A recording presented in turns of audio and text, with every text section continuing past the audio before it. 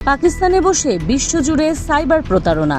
অনলাইনে বিভিন্ন জালিয়াত চক্রের বিরুদ্ধে অভিযান চালিয়ে 284 জন বিদেশি নাগরিককে গ্রেপ্তার করেছে দেশটির কেন্দ্রীয় তদন্ত সংস্থা FIA। সংবাদ মাধ্যম দ্য নিউজের প্রতিবেদনে বলা হয়েছে, সম্প্রতি দেশজুড়ে ব্যাপক ধরপাকড় চালানো হয়। আইনি প্রক্রিয়া শেষে গত সপ্তাহে এসব গ্রেপ্তারকৃত বিদেশি নাগরিককে 15 দিনের মধ্যে পাকিস্তান ত্যাগের নির্দেশ দিয়েছে কর্তৃপক্ষ। তবে তার জন্য বৈধ ভ্রমণ নথি থাকা বাধ্যতামূলক করা হয়েছে। গ্রেপ্তারের পর এক ইন্দোনেশীয় নাগরিক জানান, 3 মাস আগে শেফ পরিচয়ে পাকিস্তানে আসেন তিনি। তাদের 9 জনের দলে ছিলেন 2 জন চীনা ও 7 জন ইন্দোনেশীয়।